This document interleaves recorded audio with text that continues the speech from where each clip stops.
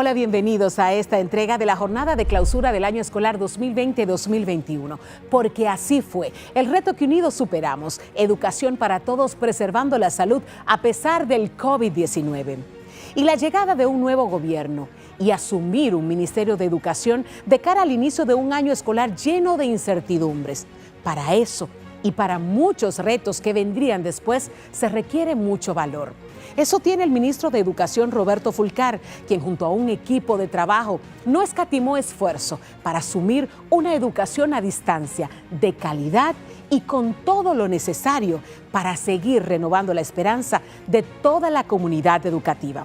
Hoy hablaremos de esto y para ello recibimos a Ligia Pérez, viceministra de Servicios Técnicos y Pedagógicos, Yulisa Hernández, viceministra de Planificación y Desarrollo Estratégico, Gloria Guevara, viceministra de Gestión Administrativa y Financiera, Julio César de los Santos, viceministro de Descentralización y Participación, Rafael Bello, viceministro de Supervisión y Control de la Calidad de la Educación, Rafael Alcántara, viceministro de Evaluación y Certificación Docente, Paulino Ogando, director general de Gabinete Ministerial del Ministerio de Educación, Eddie Chávez, director del Distrito Educativo 1504, Isidro Santana, director de la Regional Educativa 5, con sede en San Pedro de Macorís, Leonidas Payams, directora de la Regional 11, con sede en Puerto Plata, Buenaventura de la Cruz, director de la Regional 17, con sede en Monte Plata.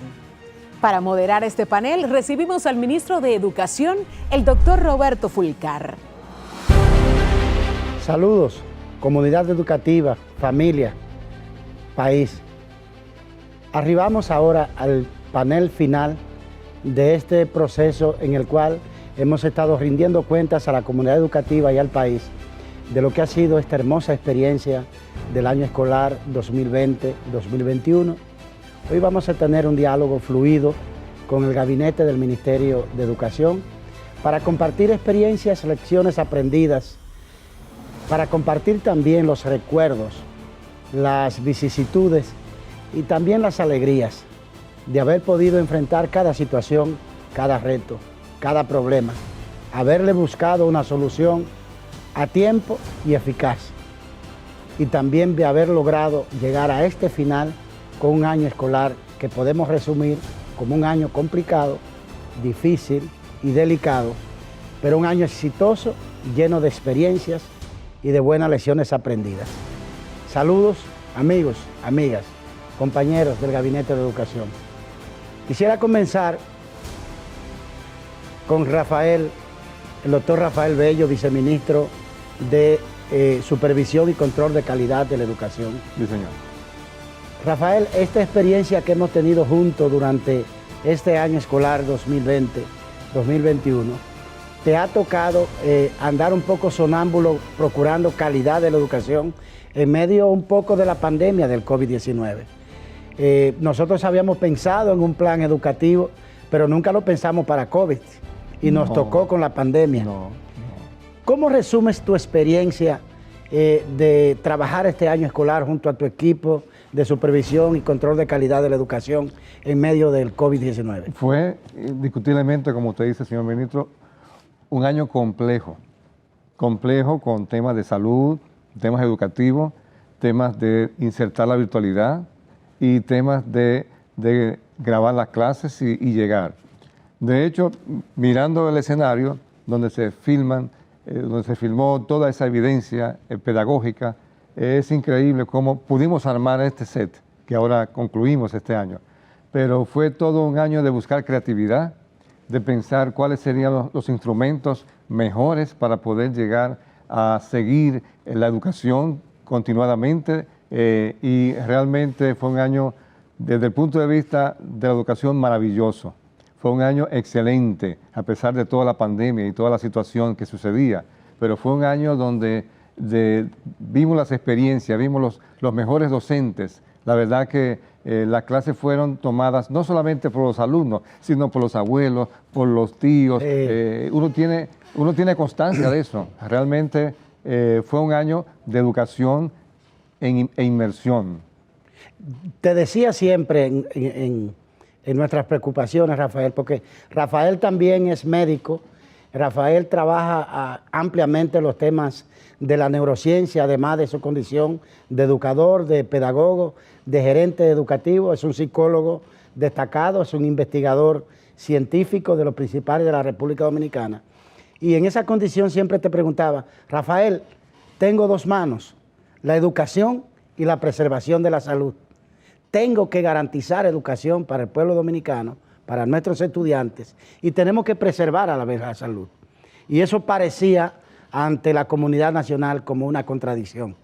Explícales los diálogos que tuvimos sobre ese particular. Fueron muchos diálogos, fueron muchas noches, fueron muchos días, buscando el equilibrio, el balance entre la educación en tiempo de pandemia, una gran pandemia en todo el mundo, pero fuimos valientes, porque usted decidió dar clases. Hay países que cerraron las clases hasta nuevo aviso. Nosotros asumimos esa valentía con la que usted se dirigió a la comunidad educativa y dijo, vamos a utilizar la virtualidad como una herramienta moderna, como una herramienta que le da a los estilos de aprendizaje mayor valía, mayor aprendizajes significativos. Correcto. Y así fue. Julio César, cuando dijimos, bueno, esto tenemos que hacerlo con los actores del sistema. Y aquí juega un rol fundamental el papel de la descentralización, de los actores locales, de los regionales, de los distritales, de los centros educativos. Y te dijimos, vamos a descentralizar. Recuerdo que un día preguntaste en una reunión del gabinete, pero ¿qué es lo que vamos a descentralizar si todo está cerrado? Hoy, después de todos esos meses, ¿qué lección aprendida tienes de este proceso y la descentralización? Señor ministro, indiscutiblemente fue un gran reto y gracias a Dios que hoy llegamos a un feliz final. Nosotros en ese instante eran muchas las dudas que nos acogíamos, pero realmente estamos seguros que con el trabajo en equipo, con el trabajo de ese formidable equipo que tenemos en las regionales y en los distritos educativos, lo mismo que en los centros, íbamos a salir airosos. Y así ha sido, señor ministro. Realmente me siento muy satisfecho con lo que hemos logrado. Lo mismo que debemos cada uno de nosotros sentir satisfecho de la labor realizada, porque realmente fue muy duro, pero fue un trabajo en equipo. Y de eso usted, señor ministro, debe estar muy orgulloso.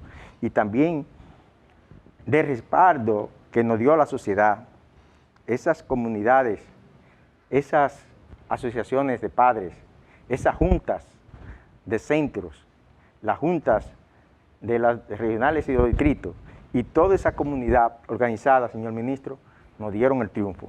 ¿Tú sentiste realmente, como viceministro de Descentralización, sentiste realmente la integración de las sociedades de padres y amigos de la escuela, de los directores de los centros educativos, de los funcionarios locales? ¿Sentiste que abrazaron el año escolar? Sí, señor ministro. En las condiciones que nos ha tocado dirigir la educación dominicana, con la presencia de COVID-19 y el trabajo que se hizo en equipo a través de la participación de los padres y madres y amigos de la escuela, donde se organizaban talleres virtuales, porque todo tenía que ser a nivel virtual, a través de Zoom, en las noches. Nosotros, pues a través del equipo de participación comunitaria, que es también un formidable equipo dirigido por el señor Miguel Ramírez, tuvimos también los logros. Y se organizaron las asociaciones de padres en torno a la educación de sus hijos. Y un papel fundamental jugó el cuadernillo para padres, porque era la guía que realmente marcaba. ¿Tú te refieres que además del cuadernillo normal teníamos un cuadernillo especial, sí, señor ministro, para los padres y madres? Sí, señor ministro. Se elaboró un cuadernillo especial para padres y madres en tiempo de pandemia, para darle seguimiento a la educación de sus hijos. Y eso fue fundamental al alcanzar los logros que hoy exhibimos, señor ministro. Sí, porque el tema es que en esta coyuntura tan especial, en este proceso tan complejo que vivimos en el contexto del COVID-19, la familia se convirtió también en coeducadores. Rafael, en todo este proceso, Rafael Alcántara es el viceministro de Acreditación Docente. En todo este proceso se ha encabezado dos actividades, dos proyectos fundamentales para la gestión educativa y para la paz laboral. Uno fue el proceso de negociación del acuerdo con la Asociación Dominicana de Profesores y el otro fue el proceso que hoy está en marcha del concurso nacional de oposición docente. ¿Cuál es tu experiencia con las conversaciones con la ADP y haber logrado un compromiso que incluso se firma en presencia del presidente Luis Abinader? Naturalmente, un gran reto cuando el Ministerio de Educación históricamente se ha peleado con la Asociación Dominicana de Profesores ADP por instrucciones del señor Ministro de Educación y del propio Presidente de la República, Luis Abinader. Se trazó las pautas para que haya un conversatorio franco y abierto con la Asociación Dominicana de Profesores ADP y llegamos después de decenas de reuniones, cuando a veces hacíamos una reunión y durábamos 5 horas por una palabra. 5 horas por una palabra, señor ministro, porque ellos entendían que debía decirse Diego donde decía dado, sencillamente. Y defendiendo ese conversatorio, defendiendo ese diálogo, defendiendo la armonía, llegamos a firmar un contrato, a firmar un convenio, de manera que la Asociación Dominicana de Profesores se compromete a la paz laboral en todo el territorio dominicano, en todos los centros educativos del país, y que el Ministerio de Educación responde hacia un conjunto de reivindicaciones, tanto económica como de paz laboral para los docentes a nivel del país. Sí, algo muy importante es comprender que la persona tiene intereses. Todo lo que vive tiene un interés. Y lo lógico en una buena gestión y en un sano sistema de relaciones es no ocultar los intereses, sino ponerlos sobre la mesa. Por eso aquella experiencia de que, recuerdan que antes de llegar al Ministerio de Educación, cuando el presidente Abinader anunció que iríamos a esa responsabilidad, visitamos la ADP y le dijimos, miren, vámonos a poner de acuerdo y vamos a hacer un compromiso duradero de 4 años, que sea de lógica ganar-ganar, beneficio para la educación, beneficio para el magisterio, beneficio para el país.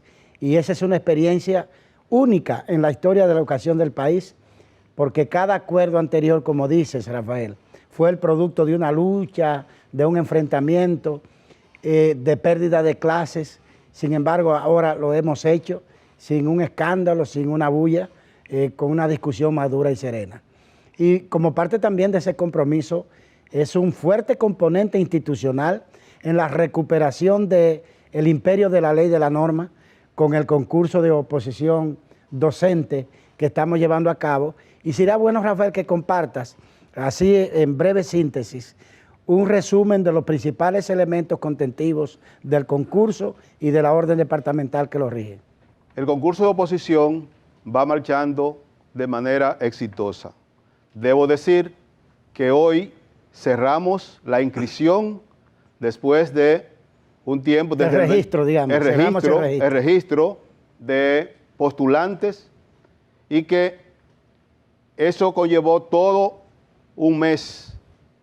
Todo un mes tuvieron los postulantes para hacer esa inscripción. ¿Qué es el concurso de oposición? El concurso de oposición es una estructura que establece 2 momentos en 3 acciones. ¿Cuáles son esas 3 acciones? Primero, vamos a convocar a los postulantes a que se inscriban.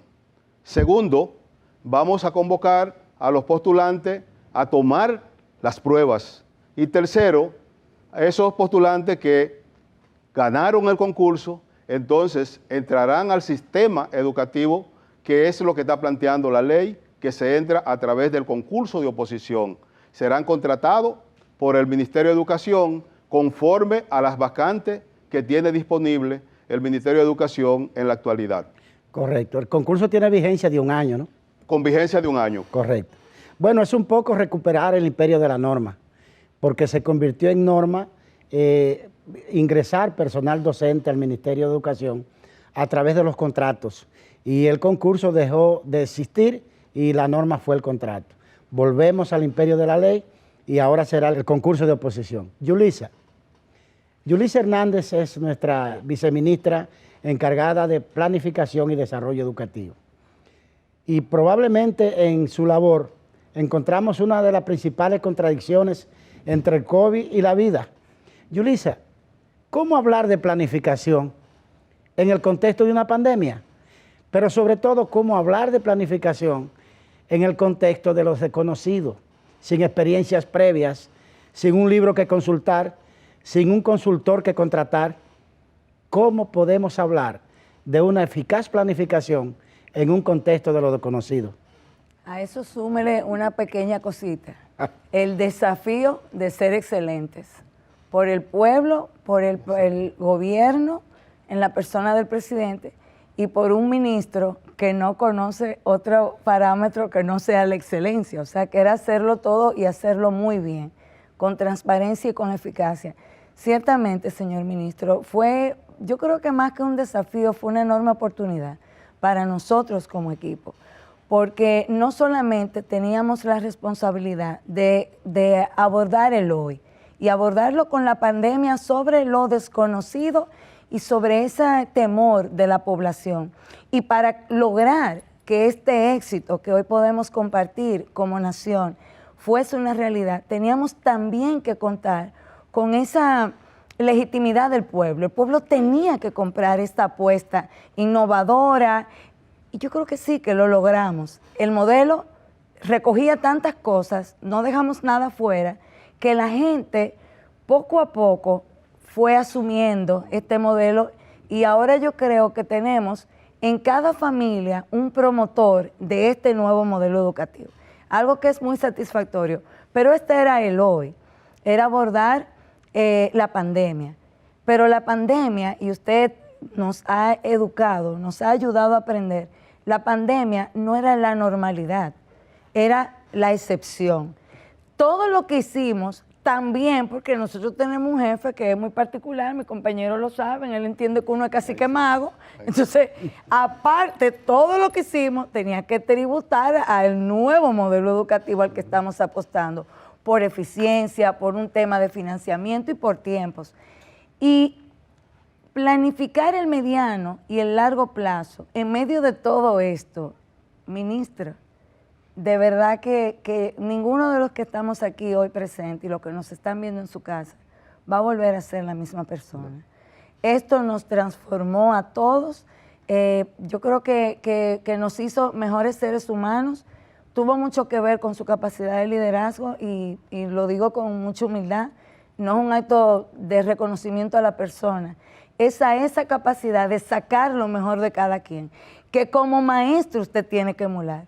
Y que es lo que también cada docente en el aula tiene que sacar, lo mejor de cada quien.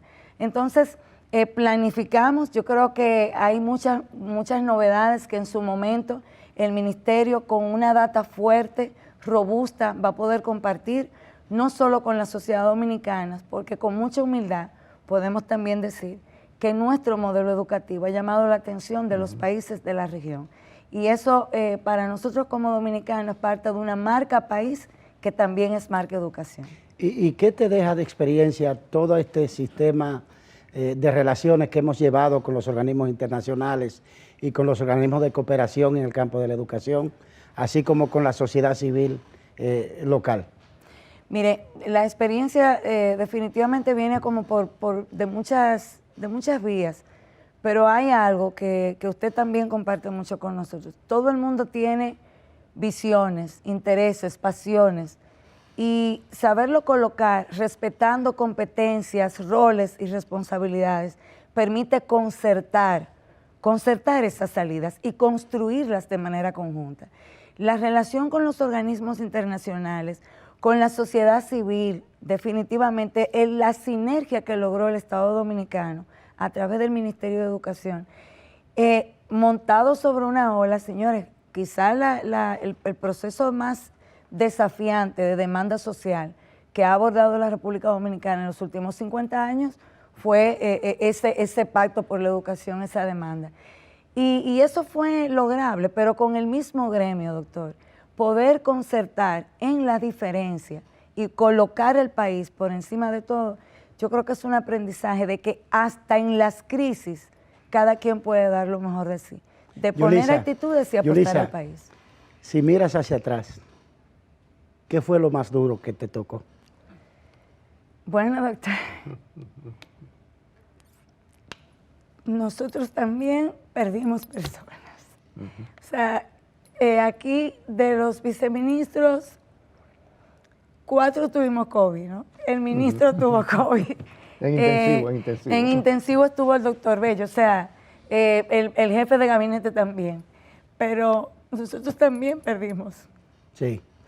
Yulisa Hernández perdió a su querido hermano a consecuencia del COVID-19. Y eso fue una tragedia para todos nosotros, porque les quiero decir que hemos logrado construir en esta gestión frente al Ministerio de Educación un equipo que es una familia solidaria, comprometida, que estamos allí sin contar las horas, que estamos allí sin rehuir problemas y que le caemos todos encima a cada situación que se nos presenta. Y uno de esos momentos duros fue cuando perdimos al querido hermano de Yulisa Hernández y cuando perdimos a la madre, señores, a la madre del alma de nuestro equipo, la que nos gobierna a todos, Jocelyn Moreta, que es una persona de quien no tengo sino un profundo agradecimiento, una excelente directora de nuestro despacho, que es un poco como el cordón umbilical entre todos nosotros. Perdimos también la madre de Jocelyn Moreta. Julio César, si tuviera que preguntarte, ¿tuviste miedo durante el proceso? Como es natural, doctor, uno siempre tiene ese sustico en el corazón de que, ¿y cómo van a salir las cosas? Pues realmente que sí, tuve un poco de miedo. Pero ¿Cuál fue el momento más difícil para ti? Fue cuando usted me encomendó, tienes que distribuir los cuadernillos y me dio un plazo. Tenemos, Como siempre. sí, no, es para mañana. Entonces, ¿cómo voy a hacer? Bueno, pues realmente... Y te dije la palabra clave. Sí. Cuando te falte tiempo, ¿la medicina es cuál? La simultaneidad. Ajá. La simultaneidad. Y todos los procesos pudimos hacerlo simultáneamente y nos salió a la perfección. Sin una sabia orientación, sin su sabia orientación, realmente no hubiese. Tú sabes que en el momento, en un momento de mucha incertidumbre, todavía el mundo no conocía tanto como hoy acerca del COVID-19. Y entonces en las reuniones, Rafael Bello, por su condición de médico, llevaba la curva y la estadística de la pandemia. Y él nos contaba y decía, bueno, mire, aquí hay 11 personas. De esas 11 personas, hoy hay 3 muertos. Y nosotros nos mirábamos como si nos preguntásemos, pero ¿cuáles son los muertos? La verdad que fue una experiencia dura y difícil. Rafael, ¿qué te asustó? Realmente no tuve gran susto, pero uno de lo que me preocupó más fue llegar a un acuerdo con la ADP. Les soy honesto. Okay. Rafael, del año escolar, ¿cuál fue el momento más complicado para ti? Todos fueron complicados. Todos los momentos.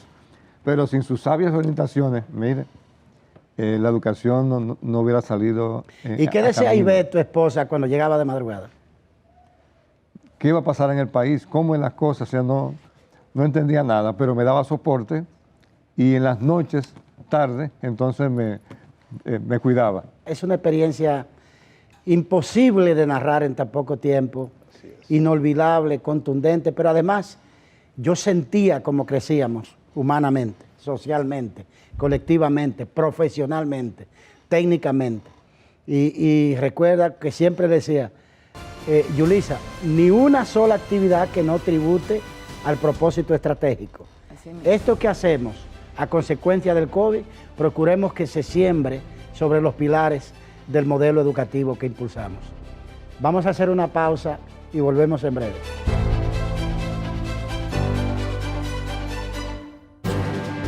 Subió el nivel de positividad del coronavirus, por lo que el gobierno se vio precisado a reforzar las restricciones. Bueno, lo del COVID no es cosa chiquita, ¿no? ¿Cuándo tú crees que se acabe esto, mami? ¿Y cómo sé yo, mi hijo? Oh, cuando la gente se vacune. A propósito, papi, ¿tú te vacunaste? No, todavía. ¿Y tú, mami? Entonces no es verdad que ustedes quieren a uno. ¿Y cómo tú vas a decir eso, mijo? Claro, si no se vacunan, no se acaba el COVID, no hay escuela, no hay parque, no hay abrazos, ni hay de nada.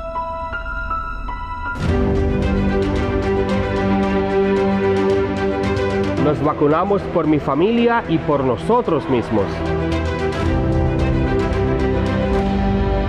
Vacunarse es un acto de amor.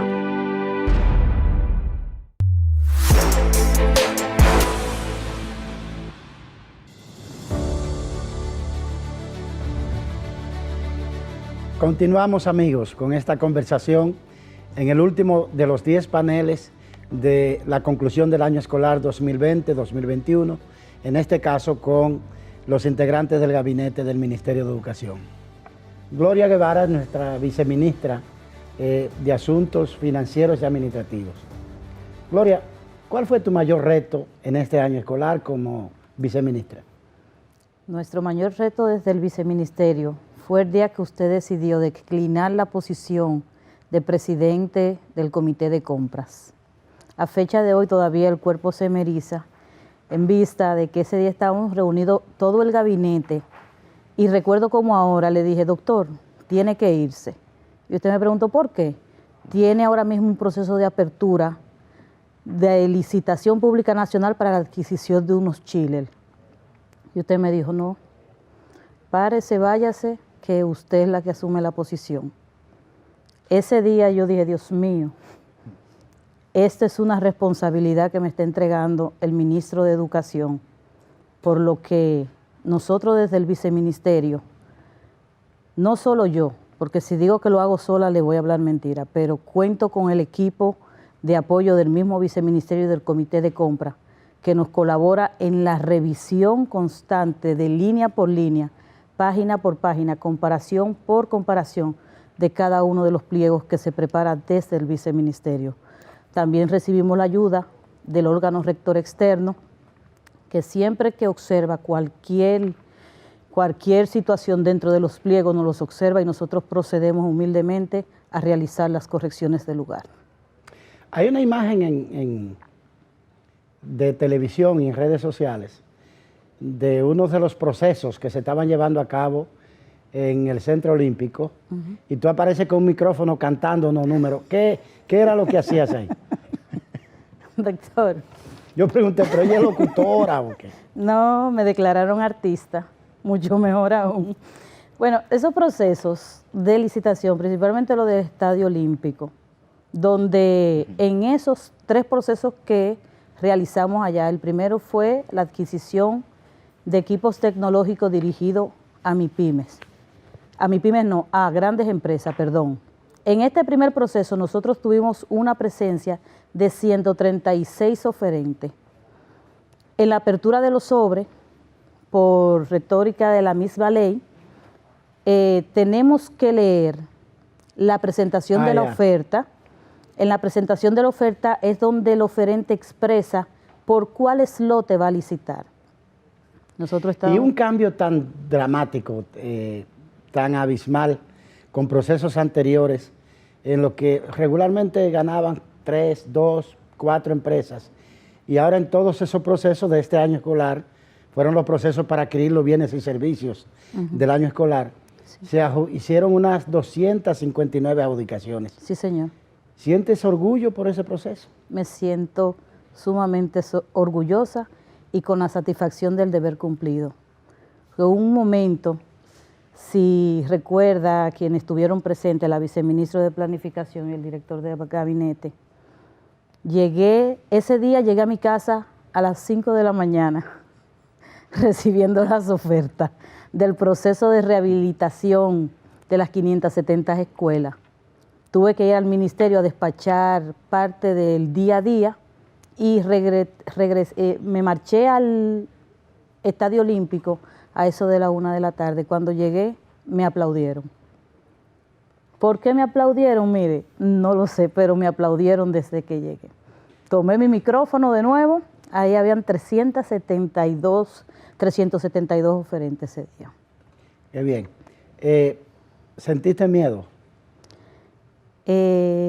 Ante el reto de lo desconocido, sí sentí temor, no miedo, porque luego que ya uno sabe a lo que se va a enfrentar, busca las alternativas para enfrentar lo que venga. He sentido, sí, ciertamente, cierto enfado por ataques o por insinuaciones, especulaciones sin fundamento. Estamos haciendo, el equipo MINER completo está haciendo un trabajo transparente de cara a la eficientización del gasto, de cara a que esa población estudiantil, ese cuerpo docente que nos acompaña, se sienta apoyado por parte de la sede. Es lo único. Ahí es donde viene el enfado, pero lo estamos haciendo decentemente, lo estamos haciendo bien. ¿Por qué vienen estas especulaciones sin fundamento? Pero después, decía el Quijote en un momento, le dice el Sancho, Quijote, están ladrando los perros. Y le responde el Quijote a Sancho, no te preocupes, Sancho, que si los perros están ladrando es porque nosotros vamos avanzando. Ya. Bueno, muy bien. Mira, quise incluir en este diálogo con el gabinete a algunos actores de otros niveles del Ministerio de Educación, y en este caso nos acompaña Isidro Santana, es un destacado educador de la provincia de San Pedro y es el director regional de educación. Y quisimos que con él y con otros directores regionales y distritales compartir también su experiencia, su vivencia. En tus recuerdos, cuando miras hacia atrás, Isidro, ¿pensaste que íbamos a tener un año escolar del nivel de éxito que hemos obtenido? Posiblemente decir que íbamos a ser así tan exitosos como ahora era algo que yo sentía cierto temor y terror. ¿Qué es lo que va a suceder cuando entramos de manera violenta a una verdadera era digital de la educación en República Dominicana? Para ninguno de nosotros es un secreto que hace un tiempo se dieron computadoras, pero era solamente entregar, no había ningún tipo de seguimiento, ningún tipo de programa que el maestro, que el estudiante, que tuviera un seguimiento especial. Sin embargo, entrar ahora a la era de la digitalización por causa de la pandemia, no todo fue malo. Número uno, porque pudimos ver a los maestros envolverse en esta era. Pudimos ver a los estudiantes realmente integrados en esta era. Pero número tres, y no menos importante, posiblemente la más importante, ver por primera vez en mucho tiempo una verdadera integración de la familia en la educación de sus hijos. Y al ver el final de este año escolar, al ver jóvenes, estudiantes con tantas capacidades, no ha sido fácil, pero ha sido hermoso, ha sido lindo. Le pedí a un padre en la Regional 05 que si me permitía, por favor, hacerle un pequeño video, y él me pidió que no. Me dijo que no, porque él realmente aprendió a leer ahora, en este tiempo. junto con sus niños. Durante la pandemia, acompañando durante la pandemia. a la familia. Entonces, creo que esa es una de las experiencias más lindas que nosotros podemos ver cuando aquellos que nos atacaban hoy tienen que decir, realmente lo hicieron. Porque una situación especial, si se quiere, un beneficio adicional de todo lo que ha pasado en este proceso del año escolar 2020-21, es eso. Familias, padres, madres, tutores, hermanos, que fueron a acompañar a sus hijos, a sus nietos, acompañarlos en el proceso de las clases, terminaron conectados, entusiasmados, y se quedaron conectados a las clases. Y yo me encuentro con personas por doquier que me dicen, no, yo estoy tomando las clases. Tú como director regional que trabaja allá con la gente de San Pedro de Macorís, ¿siente una importante presencia de padres y madres tomando las clases formalmente? Oh, pero claro que sí. Hemos tenido muchos de nuestros padres que van a los centros educativos y le preguntan al maestro, le preguntan, ayer dieron tal clase y yo esta parte no la entendí. Eso sucedió en la Divina Providencia. ¿Usted me podría aclarar esto? Pero se supone que es un niño que está ahí. Y bueno, son de las experiencias lindas que uno puede ver a los padres que ellos dicen, pero hasta yo aprendí. Pero no solamente eso, ver maestros que viendo esa clase grabada en la televisión, viendo a esos maestros tan elegantes, tan elocuentes, enseñar y ver temas que ellos lo enseñaban de una forma y al verlo en la televisión, el formato que tenían esos maestros, ellos dijeron, pero hasta yo aprendí en este momento.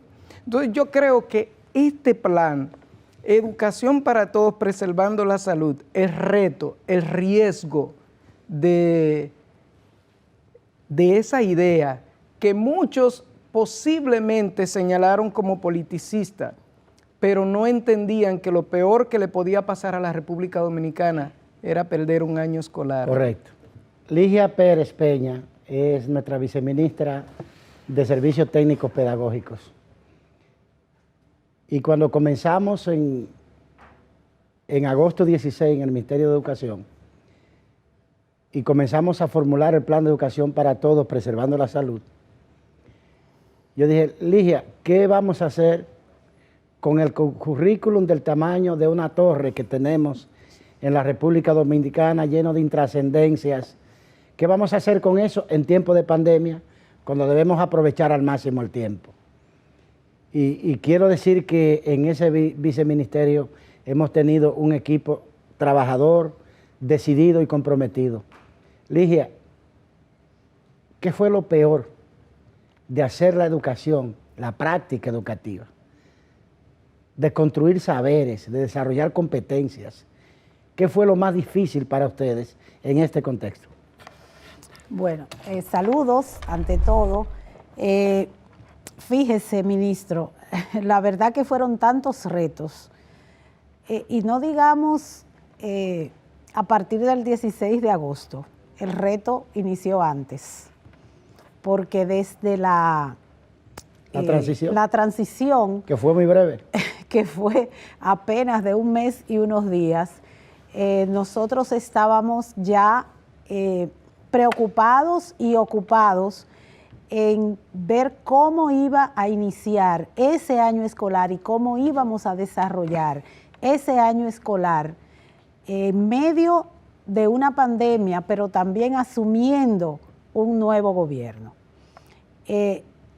Las personas que integrábamos, por ejemplo, los equipos de transición, ponernos de acuerdo en cómo íbamos a desarrollar ese año escolar, eso fue un verdadero reto. Eso fue objeto de muchísimas discusiones, debates. A veces hacíamos de abogado del diablo cuando alguien tenía, como se dice popularmente, cuando alguien tenía una idea, entonces venía otro del equipo y le decía como lo contrario, poniéndose en el lugar de alguien que tuviera una duda o que tuviera una situación determinada, como es el caso cuando decidimos que fueran todos esos medios, que fue una brillante idea de parte de usted, señor ministro, que convergieran todos esos medios para poder llevar la educación a todo el mundo y que nadie se quede atrás. Eso fue producto de precisamente colocarnos en el lugar de otro. Por ejemplo, y si en mi casa solo hay una televisión, sí, recuerdo esos y yo diálogos. tengo 3 niños o 4 niños en distintos cursos, ¿cómo es que ellos van a tomar la clase? Y si no tengo internet, y que si no tengo la radio, y que si no me llegan los cuadernillos. O sea, estábamos poniendo todos esos escenarios para nosotros poder construir la solución a cada uno de ellos. Recuerdo que en algún momento construimos, de hecho, una especie de cuestionario provocador. Correcto. Para problematizar el contexto. Correcto. Y poder dar respuesta. Incluso en ese cuestionario participaban preguntas que hacía la sociedad en las redes sociales y los recogíamos y nos hacíamos las preguntas. Y la verdad que había momentos que no teníamos respuestas, como claro. Aquella vez que yo me reuní con ustedes y les dije, ahora hay que poner del currículum lo indispensable, lo necesario y lo trascendente. Pero además deben convertirlo en contenidos virtuales. En una reunión con la dirección de currículum. Sí, sí, eso recuerdo fue, esa tarde. Sí, eso fue algo también estremecedor, porque pasar de un currículum gigantesco con tantos contenidos irrelevantes como el que tenemos actualmente, porque todavía, o sea, es el que está vigente, a un currículo priorizado, como le llamamos, con aquellas competencias que realmente son las que van a definir el perfil del egresado, del estudiante que nosotros queremos, porque están muy bien redactado ese perfil en el diseño curricular. Sin embargo, los contenidos, las competencias que siguen no responden realmente al desarrollo de ese perfil, y por eso tuvimos que hacer sesiones interminables, fines de semana. Para nosotros no hubo fines de semana, día feriado, Navidad, nada. Era permanentemente pensando y se nos presentaba una situación e inmediatamente teníamos que buscar la solución de esa situación. O sea, realmente ha sido una experiencia demasiado aleccionadora. Hemos aprendido muchísimo. Yo creo que aprendimos más en este año que todo lo que llevamos en este ámbito de la educación, porque son muchas aristas. Sí, tú sabes que la gente aprecia más las cosas mientras más sentido usa para apreciarlas. Es decir, la gente aprecia más la televisión porque es más dinámica, es más divertida. Claro. Pero hay un señor que jugó un rol en este año escolar que tenemos que reconocerle, que fue el cuadernillo. Sí. ¿Qué piensa de ese rol del cuadernillo? Usted, como supondrá, ¿verdad?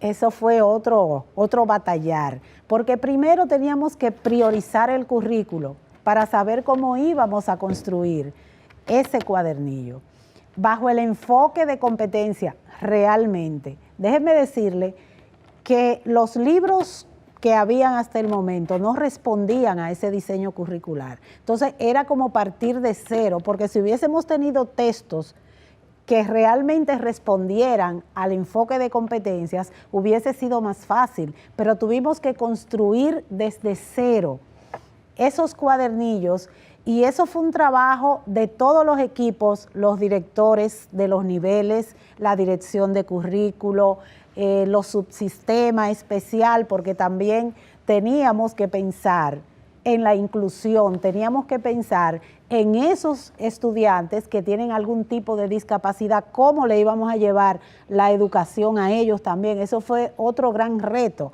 Ministro, mire, un programa de un día completo no basta para nosotros narrar punto por punto cómo llegamos a este éxito que hoy estamos cosechando. Son muchas las anécdotas que hay que contar, son muchas las horas invertidas. Como el canal de padres, por ejemplo, el invento del canal de padres. Óigame, eso fue producto de aquella, ¿verdad?, de ponerse como en lugar del otro.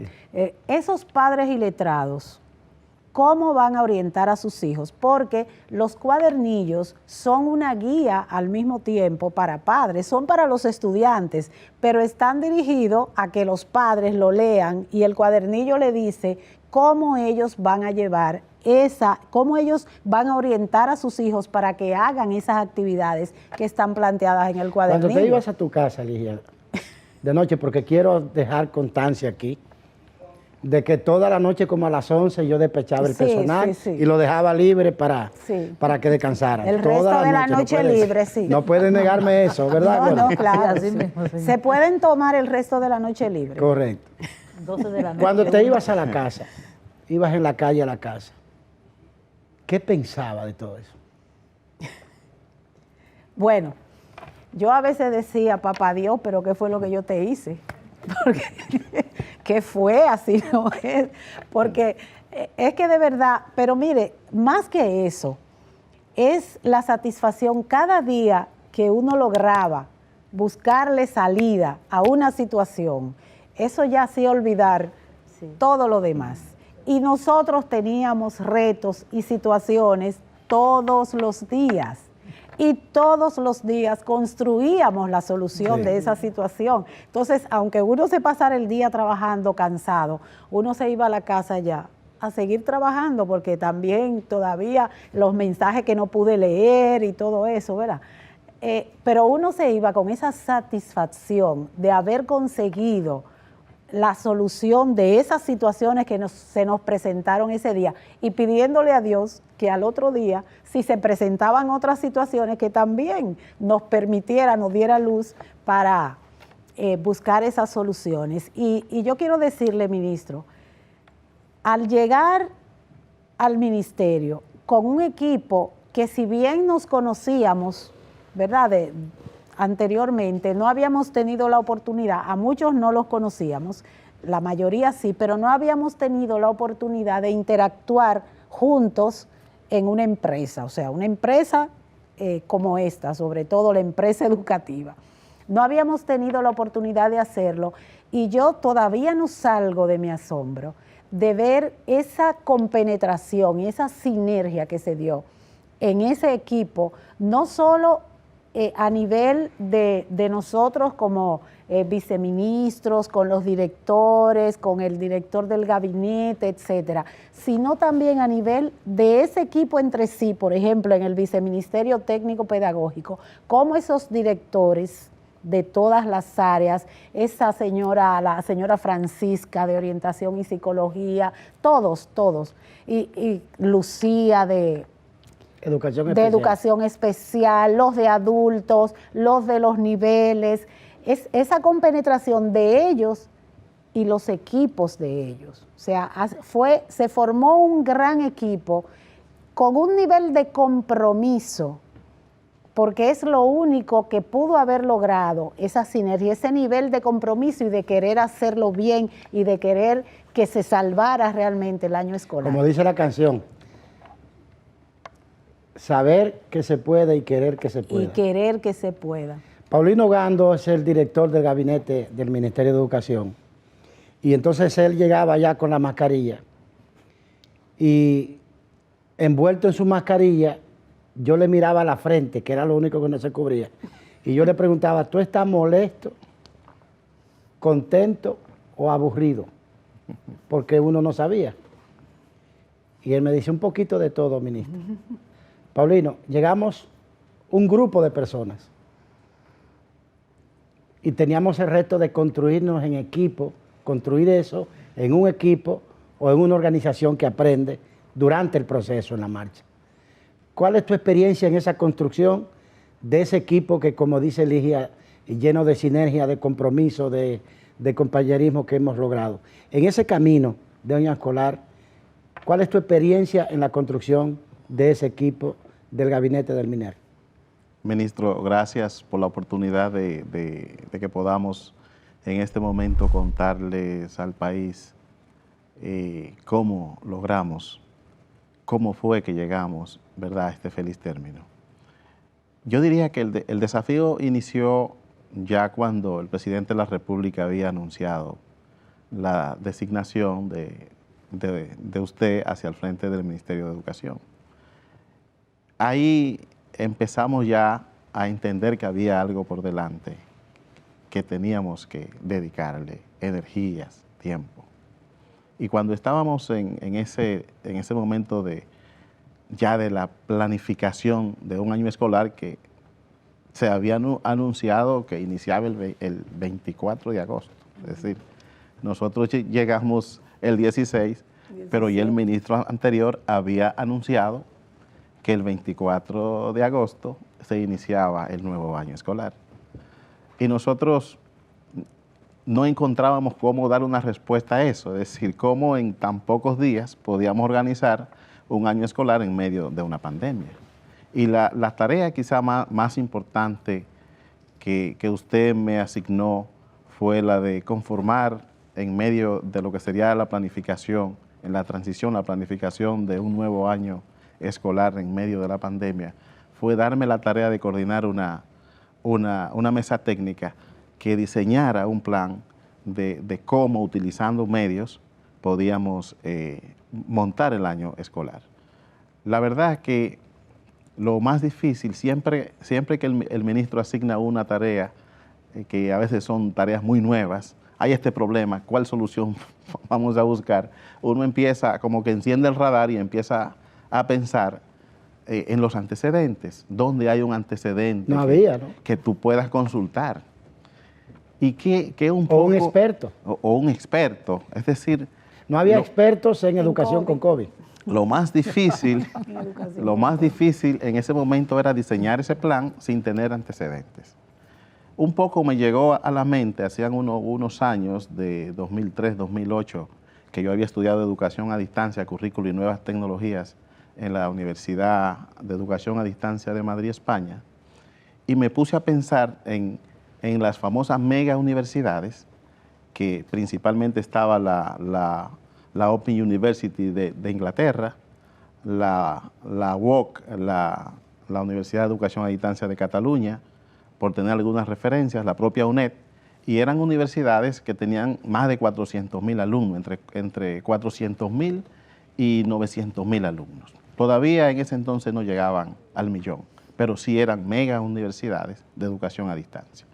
Entonces me puse a pensar que ya en el siglo XXI, estas universidades, a pesar de tener plataformas robustas, seguían utilizando la radio, la televisión, los materiales impresos como elementos para poder desarrollar sus planes. Lógicamente, no estábamos al frente de una universidad, estábamos al frente de un ministerio de educación, es decir, no teníamos antecedentes de un ministerio de educación que se montara a distancia como son estas universidades de educación superior. Así que eso fue un poquito lo que sirvió de base para que en esa mesa llegara Ligia Pérez, que ya estaba con nosotros, construyendo durante la transición esos equipos, Pedro Quesada, que es actual el director general de la Oficina Presidencial de Tecnología de la Información. Que tuvo una gran integración esa oficina y un gran apoyo al Ministerio de Educación. Ellos fueron, de hecho, básicos, y quiero reconocerlo hoy, a la Oficina de Tecnología de la Presidencia de la República, que nos colaboró en todo el tema del proceso de negociación, por ejemplo, con las televisoras para el tema de la transmisión de las clases. Hay que mencionar a José Delio Ares también, de esa oficina, Eusebio García, que además de ser un tecnólogo, es un educador con maestría en tecnología educativa. Entonces, así llegamos a pensar que lo mejor era montar un sistema educativo en línea, pero cuando nos encontramos con la realidad, primero, de que no había conectividad. En segundo lugar... Comenzamos el año escolar al revés. En lugar de los profesores comenzar a dar clases, comenzamos a darle clases a los profesores sobre el manejo de la tecnología y sobre modalidad de educación a distancia. Definitivamente. Entonces, ahí eso fue otro invento. Entendimos que era imposible montar incluso llegamos a evaluar plataformas, varias plataformas. Ligia estuvo ahí en muchos de esos momentos, varias plataformas de educación en línea, pero cuando hacemos el inventario, que ni los estudiantes ni los profesores están dotados de dispositivos para poder estudiar en línea, entonces dijimos, esta no puede ser la salida. Y ahí fue donde entonces vino esa idea en una de las reuniones donde estuvo el doctor Bello, el doctor Rojo, Miguel Rojo, nos acompañó ahí y vimos que el camino era la combinación de varios medios. Tomada esa decisión, entonces empezamos a trabajar sobre esa... ¿Cuál fue nuestro principal peligro de gestión durante este año escolar, Paulino? ¿Cuáles fueron las circunstancias y las condiciones que pudieron llevarnos a fracasar en este intento de garantizar la continuidad de la educación en el tiempo de la pandemia? Para mí y para el equipo técnico que estuvimos trabajando en principio, el temor era que la población no acogiera esa modalidad. Ese era el principal temor.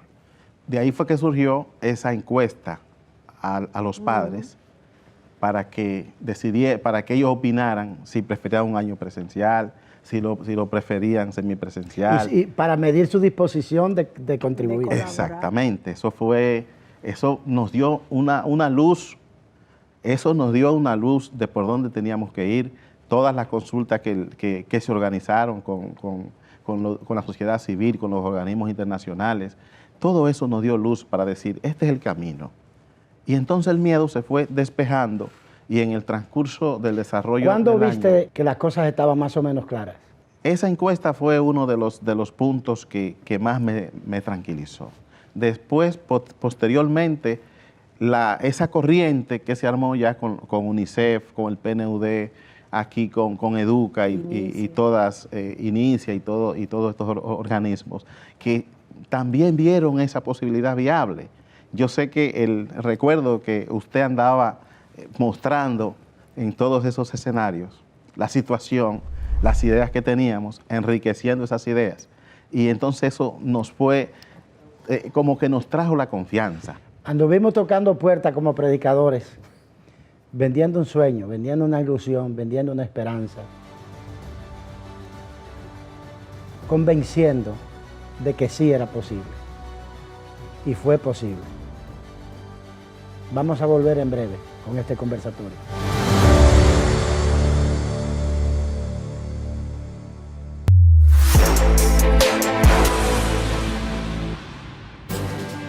Subió el nivel de positividad del coronavirus, por lo que el gobierno se vio precisado a reforzar las restricciones.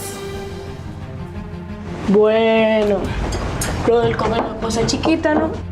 ¿Cuándo tú crees que se acabe esto, mami? ¿Y cómo sé yo, mi hijo? Oh, cuando la gente se vacune. A propósito, papi, ¿tú te vacunaste? No, todavía. ¿Y tú, mami? Entonces no es verdad que ustedes quieren a uno. ¿Y cómo tú vas a decir eso, mijo? Claro, si no se vacunan, no se acaba el COVID, no hay escuela, no hay parque, no hay abrazos, ni hay de nada.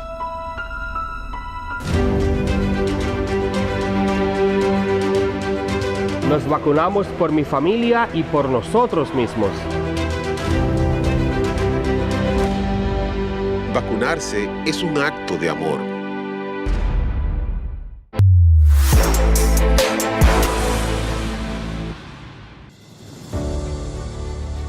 La maestra Leonida Payán es nuestra directora regional de la Dirección Regional número 11 con sede en Puerto Plata, una destacada educadora con elevado sentido de compromiso. Leonidas, de los programas que hemos tenido, de las creaciones en este año escolar, ¿cuáles has sentido con más impacto en tu regional?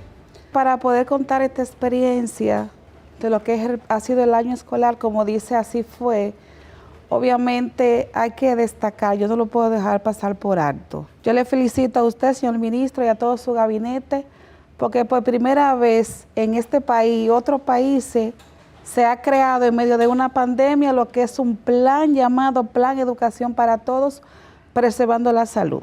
Obviamente, pues, hubo una integración total, como decíamos, de la familia en sentido general, usted lo ha mencionado también, cómo se integraron, pero también de cómo esos procesos fueron construidos de una manera, diríamos, titánica. Pudiésemos contar el caso de una familia que no tienen energía eléctrica y cómo nosotros en una visita que le hicimos pudimos ver su proceso pedagógico bien hecho. Yo dije, la verdad que este plan es un plan a distancia, porque obviamente fue bien diseñado pensando en lo que es la diversidad de los estudiantes que tenemos. Hubieron muchos estudiantes que con la facilidad de lo que son los recursos tecnológicos pudieron acceder a esta herramienta, pero aquellos que no podían acceder a esa herramienta, obviamente que pudieron conectar con el manejo de cuadernillos en unas tareas bien hechas, con unos padres que pudieron orientarla sumamente bien. Pero no solamente se queda ahí, en ese proceso de capacitación, de lo primero del equipo técnico de empoderarse, en el manejo del conocimiento de lo que es el protocolo. Recuerdo muy bien que en una reunión... ¿Te refieres al protocolo de bioseguridad? Claro que sí. Recuerdo muy bien que en una reunión que parte del plan, porque el plan fue integral, y cada cosita que se hizo, cada acción que se hizo, cuando nos fuimos de manera a distancia en sentido general, pero cuando conectamos también en la semipresencialidad y la parte gradual y voluntaria, cada acción de esa, que es parte del plan, fue sumamente importante y tuvo su efecto positivo. En el momento que era a distancia, el maestro pudo conectar con lo que fueron sus procesos de capacitación y de igual manera también en la parte de la semipresencialidad, en el momento que pudimos hacerlo. Es decir, te vi muy involucrada. A veces parecías enfermera o médico en los procesos de vacunación de los profesores y de la comunidad educativa. Sí. ¿Cuál fue tu experiencia en eso? Maravillosa para nosotros. Porque ese es un trabajo social, comunitario. Claro.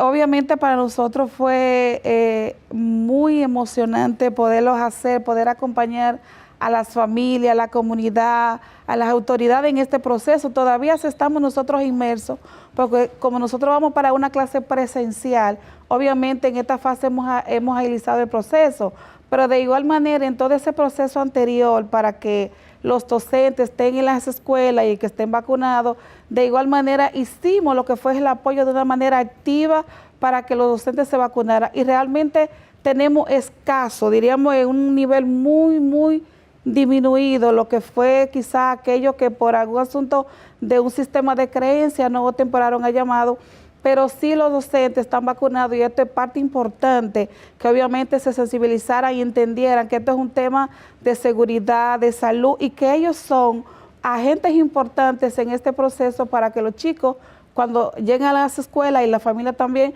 pues estén bien orientados. ¿Qué dicen en Puerto Plata de esta aventura? Es importante atreverse a atrever.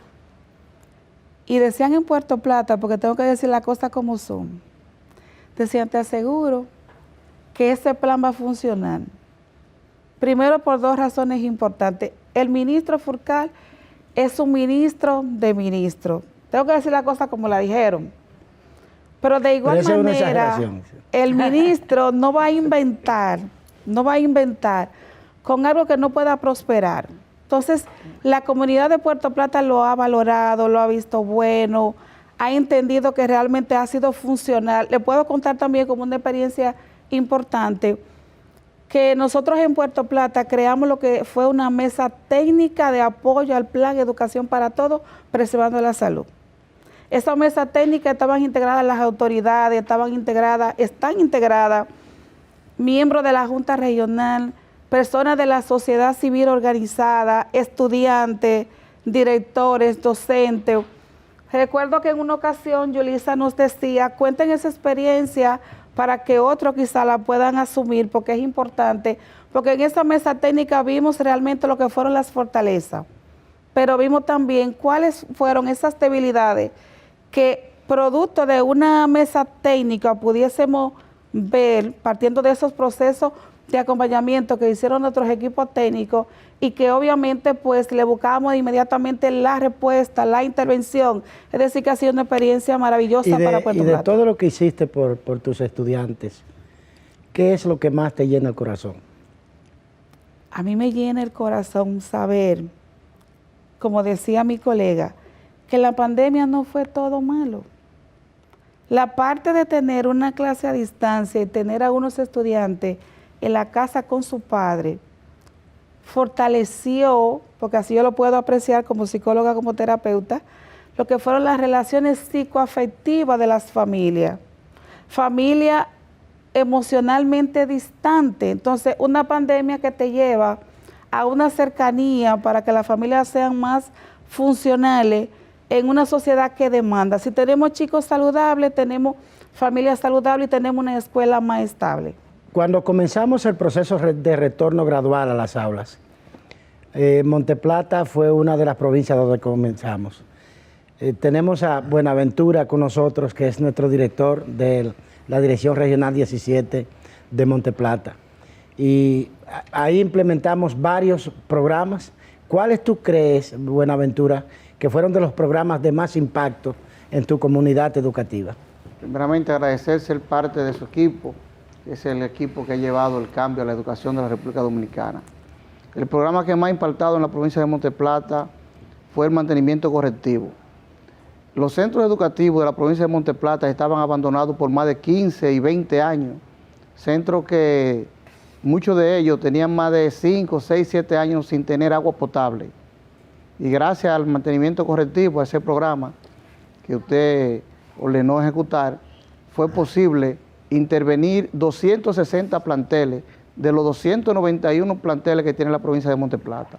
Los 31 que no fueron intervenidos era porque tenían contrato con algún ingeniero o habían ido a la licitación. En esos planteles se pudieron resolver los problemas básicos, tal y como fue el mandato explícito que usted dio. ¿Cuáles eran las principales deficiencias de la planta física que fueron corregidas en ese proyecto, en ese proceso? El sistema de agua potable, el sistema de plomería y pintura. Fueron las principales situaciones que pudimos resolver. ¿Y electricidad? Y electricidad. Gracias a la intervención que usted hizo y el acuerdo institucional, INAPA, EDESTE, pudimos resolver varios problemas. Quizás es bueno que le compartas al panel que esos fondos para hacer ese proyecto fueron con fondos descentralizados de los centros educativos. Claro, y sobre todo de acuerdo a la ley de educación. Y sobre todo con una transparencia, fondos que fueron aprobados por cada junta de cada centro educativo mediante una asamblea que realizaba cada plantel, y cada plantel recibía el mantenimiento que se le daba a esos centros, firmado por su presidente, tesorero y secretario de cada centro educativo que nosotros tenemos en la provincia. Eddie Chávez, el director del Distrito Escolar 1504 de Cristo Rey, aquí en la capital. En una barriada, ¿cómo llegó tu distrito a las familias, a los estudiantes, a los profesores? Cabe destacar que en nuestro distrito educativo 1504 no teníamos un centro con conectividad. Iniciamos un proceso, todos los actores del proceso en nuestro distrito nos reunimos y empezamos a localizar compañías proveedoras de servicios. Y una integración, y convocamos a la Junta Distrital, le presentamos la problemática y conversamos con Julio César de Centralización y nos autorizó a que conectáramos lo que es el distrito educativo. Hoy nuestro distrito educativo está conectado al 100%, pero fue un trabajo en equipo, un trabajo integrado, donde nos integró la familia. Cabe destacar que nosotros buscamos padres, madres que conocían del proceso de la conectividad y se integraron. Y por eso el costo... ¿Te colaboraron en eso? Colaboraron, se integraron fuertemente la familia. Y ese proceso, recuerdo que fue iniciando porque, como decíamos, teníamos una educación a distancia, entonces los docentes tenían que estar en los centros educativos, pero ya ellos decían que no tenían conectividad, entonces, pero le decíamos, tú tienes la laptop, pero no tenemos la conectividad. Bueno, tenemos entonces, por disposición de nuestro señor ministro y toda la autoridad, vamos a conectar los centros. Y los centros educativos en el patio, en todos los rincones de los centros educativos, el 1504 tienen conectividad. Y ¿Cuántas escuelas tiene tu distrito? 88 centros educativos tenemos nosotros y semioficial tenemos 12.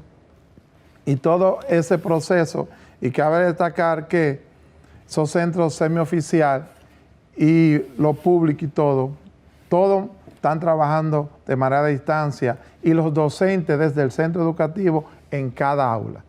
Porque eso nos favoreció mucho, porque cuando la pandemia nos atacaba fuertemente, entonces teníamos que hay un docente con COVID, pero teníamos, como por disposición de usted, señor ministro, y todo ese engranaje que hubo con el área de salud, que nos faltaba agua, teníamos la CAS, que teníamos problema eléctrico, teníamos ya EDESUR, y todo fue un engranaje, y gracias a Dios, el proceso en el 1504 fue excelente. Hay que decir que debemos agradecer profundamente la colaboración que en este año escolar, en ese aspecto, tuvimos de varias instituciones del Estado, del Ministerio de Obras Públicas, del Ministerio de Salud Pública, de INAPA, de la CAS, de las EDES, EDENorte, EDESUR, EDEESTE, de la Unidad de Electrificación Rural, del INDRI, de varias instituciones que nos colaboraron y que les estamos, en nombre de la comunidad educativa nacional, permanentemente agradecidos. Vamos a hacer una última pausa y volvemos para una conclusión de este panel.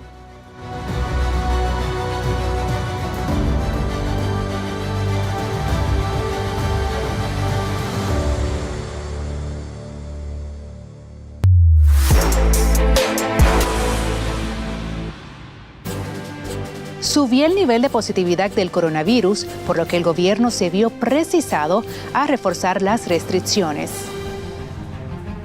Bueno, lo del comer la cosa chiquita, ¿no? ¿Cuándo tú crees que se acabe esto, mami? ¿Y cómo sé yo, mi hijo? Oh, cuando la gente se vacune. A propósito, papi, ¿tú te vacunaste? No, todavía. ¿Y tú, mami? Entonces no es verdad que ustedes quieren a uno. ¿Y cómo tú vas a decir eso, mijo? Claro, si no se vacunan, no se acaba el COVID, no hay escuela, no hay parque, no hay abrazos, ni hay de nada.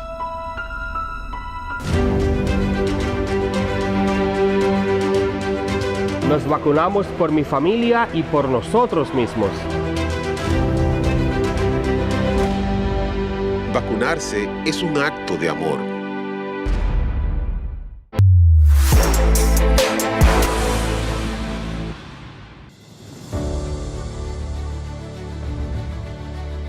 Viceministro Julio César, de tantos hechos ocurridos durante este año escolar que estamos concluyendo, ¿hay alguno que para ti resulte especialmente sobresaliente? ¿Cómo no, señor ministro?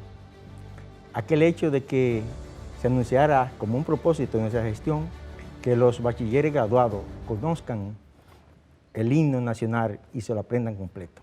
Sí, eso fue todo un tema, porque vino inicialmente una crítica, pero después vino un gran aplauso nacional y uno siente como una complicidad ahora en los actos que vamos. Una satisfacción. Y la gente me pregunta en secreto, porque, ministro, ¿y lo vamos a cantar completo? y es una experiencia bonita. Yo creo que sí, que es un hecho muy interesante y que va a tener un impacto importante en el sentido de pertenencia a la nación de nuestros jóvenes. Sí, señor. Y tú Luisa, ¿cuál hecho ves como un hecho que va a quedar marcando la gestión educativa en este año escolar que concluye? Llegando al ministerio, usted hablaba de que todos los niños y niñas del país tuvieran las mismas oportunidades. El 2 de noviembre, luego de aquel acto hermoso en donde iniciamos la educación a distancia, en el mismo el acto momento, de la Plaza de la Bandera. Aquel acto preciosísimo, en el mismo momento en que culminamos, a mí me empezaron a enviar imágenes de mi hija, que está matriculada en el sector privado, iniciando su docencia. Y también la colaboradora que está conmigo en la casa me envió imágenes de su hija sentada frente al televisor, también tomando clases. Yo sentí que como madre, pero también como socialdemócrata, que lo habíamos empezado a hacer bien, porque todos los niños y las niñas del país tuvieron las mismas oportunidades. Sí, o sea, ese día, creo que es muy importante lo que dices, ese día como que encontró carne y hueso esa palabra que se llama inclusión y esa frase que se llama igualdad de oportunidades para todos. Yo pienso que sí, yo tengo un recuerdo muy bonito de ese día, de ese gran acto. Además, se sintió como que volvía a volar, como que se reforestaba la esperanza nacional ese día. Es correcto. Doctor Bello, ¿tiene algún hecho que consideres imborrable de este y que va a pasar a la historia de la educación del país dentro de lo que hicimos en este año escolar? Oh, ministro, la primera clase que vi, además de sacarme lágrimas. ¿Lloraste, Robert? Sí, señor. Increíble. Parecía imposible.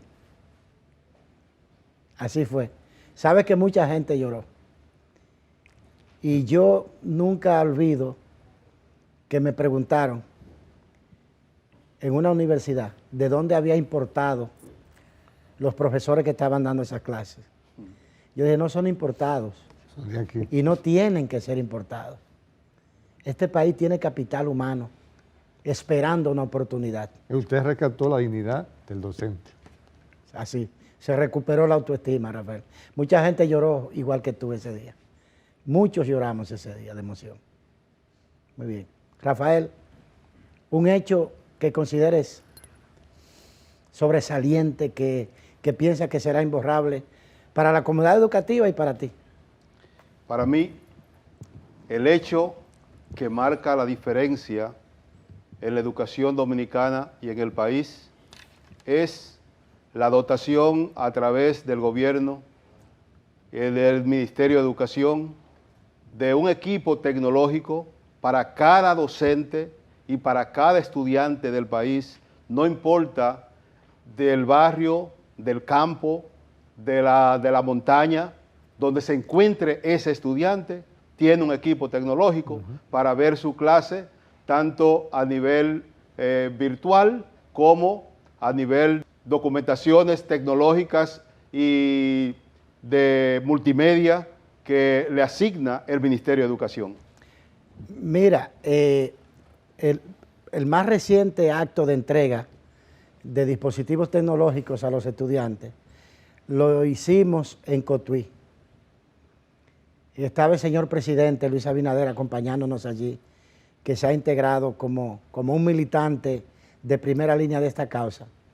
Y yo recuerdo que una señora madre me preguntaba cómo iba a ser el procedimiento para rifar los equipos. Y eso me llegó tan hondo, tan profundo. Es que no lo creen. Yo le dije, no señora, nosotros no estamos rifando. Cada niño y cada niña, cada estudiante va a tener el suyo. Señores, si una gente no tiene motivos para vivir, ayudar a que un muchachito del Batey tenga una computadora, una tableta, ayudar que, por ejemplo, los niños que están sufriendo de cáncer en el hospital Robert Rick Cabral tengan allí un televisor y tengan su dispositivo para ver sus clases. Eso da razón de vivir a cualquier mortal que tenga sentimiento. Yo creo que sí, Rafael, que eso fue un gran acontecimiento. Y para ti, Gloria, ¿qué hecho piensas tú que el país va a recordar y que la comunidad educativa y también tú vas a recordar de este año escolar que te estremeciera? Bueno, señor ministro, decir de estremecer, lo que más me marcó de este proceso fueron los procesos de licitación simultáneo que vivimos en el mes de diciembre. Esto con el propósito de dotar toda la población estudiantil y todo el cuerpo docente de sus materiales, de sus herramientas de educación en medio de esta pandemia y por ende no estancar el aprendizaje preuniversitario. Paulino, ¿hay un hecho que te marcó especialmente en este año escolar? Definitivamente, yo diría que la convergencia de medios, los multimedios, los diferentes vías que se utilizaron, lo cual contribuye a que la educación le llegue a todos, tener una oferta educativa variada, que no sea única. Hay niños que hoy votan por la clase a distancia, hay otros que dicen que combinada. Es decir, esa convergencia para ofrecer la misma educación porque no estamos hablando de que el medio lleva una educación diferente, es la misma educación para todos, con la misma calidad, por diferentes medios. Eso definitivamente que llegó al sistema educativo y que tendrá que quedarse por los años por venir. Ligia, ¿qué hecho piensas tú que es especialmente relevante de este año escolar? Bueno, ministro, son varios los hechos relevantes que ocurrieron en este año escolar, pero quiero resaltar dos de ellos. En primer lugar, las clases modelo, la producción de las clases modelos, de ese recurso que va a quedar permanentemente como material didáctico para todos los años escolares por venir o para muchos años escolares por venir. Eso es un recurso invaluable. En segundo lugar, la inclusión. Como bien usted lo ha definido en uno de los pilares del modelo Educación para Vivir Mejor, la inclusión en dos vertientes. La inclusión de aquellos padres iletrados que no sabían, no podían, al no saber leer, no podían leer el cuadernillo y orientar adecuadamente a sus hijos. Y para ello creamos el canal de padres, que era para orientar a esos padres que no podían leer sobre cómo iban a orientar a la vez a sus hijos para que hicieran sus actividades, sus tareas. Y en la otra vertiente está la creación del canal o de los canales, porque fueron varios en este caso, de educación especial, que yo le llamo educación inclusiva, que fueron los canales que se habilitaron para aquellos estudiantes que tienen algún tipo de discapacidad. Y de hecho, ese fue uno de los más valorados por toda la comunidad. Tengo una anécdota con eso. A mí me llamó un día cualquiera una persona amiga mía y me dice: Roberto, hay una falla en la transmisión de la clase. Porque si ustedes me preguntan cuál fue mi mayor angustia en todo esto, y este es un secreto que probablemente no conoce el país, de todas las angustias que vivimos, la peor para mí fue todos los días, de lunes a viernes, invariablemente, yo llamar a la producción general para preguntarle si habían montado la clase en cada uno de los canales. Eso no podía acostarme sin saber eso, porque yo sabía que el día que fallara un solo canal, íbamos a tener una crítica demoledora de gente que no perdona fallas, sobre todo de la gente que no creía. Y entonces esa llamada fue para decirme que había una falla. Y yo le pregunto: ¿cuál es la falla que está viendo y cuál es el canal? Y corrí a buscar un televisor, lo encendí. Y me dijo: es que no tiene, me canso de subirlo, pero no tiene volumen la clase. Claro. Pero yo no pensé en qué podía pasar en ese momento. Después fue que reflexioné y dije: no, es que hay un canal especial para personas con capacidades especiales, por ejemplo, concretamente para sordos. Y ella no podía escuchar el sonido, no había sonido. Y ella me dijo que era una falla del canal. Eso fue una experiencia extraordinaria, porque probablemente, el factor negativo más difícil que yo encontré fue vencer la falta de esperanza y la falta de credibilidad en la posibilidad de verdad lograr educación en medio de la pandemia. Porque había un enfrentamiento, una confrontación importante entre visiones, intereses sobre la clase presencial o la clase virtual o la modalidad a distancia o semipresencial, especialmente en gente que tú le explicabas este plan. Y yo sé de gente que decía: esta gente tan loco, esto del MINER. Ese ministro está loco. Y él lo dice tranquilito, como si fuera verdad que eso fuera posible. Bueno, pues aquí estamos hoy, mis queridos compañeros de gabinete, diciendo que así fue. que así fue el reto que unidos superamos, de lograr educación para todos, preservando la salud a pesar de la pandemia. Y yo quiero dedicar estos segundos, estos minutos, para expresar mi profundo agradecimiento a todos ustedes por su determinación, por su confianza, por creer, por confiar y sobre todo por abandonar tantas cosas. Le pido disculpas a cada una de las familias de ustedes que sacrificaron para ayudar al país a que mantuviera sus procesos educativos, porque dedican tantas horas y tanto amor a la educación de este país, y sobre todo porque lo hacen con ética, con alta moral de trabajo, y lo hacen con transparencia y sentido del servicio público. Yo les aseguro que tengo el total convencimiento de que vamos a transformar la educación de este país, con la ayuda de nuestros estudiantes, de los profesores, de los cuerpos directivos de los planteles, del personal de apoyo administrativo, de los técnicos, de los funcionarios, con ayuda de la familia, con ayuda de la sociedad civil, de nuestros aliados de la comunidad internacional y con la formidable y permanente ayuda de nuestro presidente Luis Abinader. Estos son los momentos para decir, hemos llegado hasta aquí con éxito, gracias a Dios, con un éxito para nuestros estudiantes. Probablemente, vamos a esperar las evaluaciones, pero probablemente cuando culminemos la evaluación de este año escolar, mucha gente va a sorprenderse de los resultados, porque hay gente que todavía no entendió cómo fue. Y es imposible que en 10 secciones como las que hemos tenido se lo podamos contar.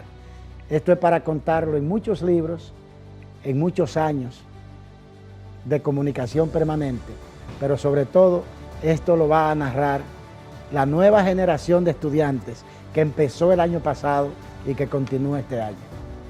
Quiero aprovechar para decirle a los estudiantes que hemos terminado el año escolar 2020-2021, que corresponde vacaciones ahora en agosto, que lo único que le pedimos hacer es que disfruten sus vacaciones, que lo hagan guardando distanciamiento físico y protegidos, pero que sean muy felices y agradecerle su disciplina, su comportamiento. Y si a veces le cortaron los ojos a su maestra porque le ponía mucha tarea, mándenle hoy un abrazo y escríbanle una cartita bonita. Este ha sido un éxito de la República Dominicana. Esto es un éxito bandera. Este es un éxito país. Y yo les pido que cada uno diga, así fue. Rafael. Así fue. Así fue. Así fue. Así fue. Así fue. Así fue. Así fue. Así fue el reto que unidos superamos. El Plan Educación para Todos preservando la salud a pesar del COVID-19. Un abrazo. Conocer las experiencias de este equipo y arduos meses de trabajo, contadas de las personas que han luchado y se han esforzado por sacar adelante este año escolar 2020-2021, nos sirve para darnos cuenta de que somos capaces de lograr grandes cosas cuando hay voluntad y corazón. Y es que así fue el reto que unidos superamos. Educación para todos preservando la salud a pesar del COVID-19. Gracias por acompañarnos en esta entrega. Ustedes también pueden contarnos sus experiencias a través de las redes sociales del Ministerio de Educación. Educación RD en las redes sociales. Nos vemos en la próxima entrega.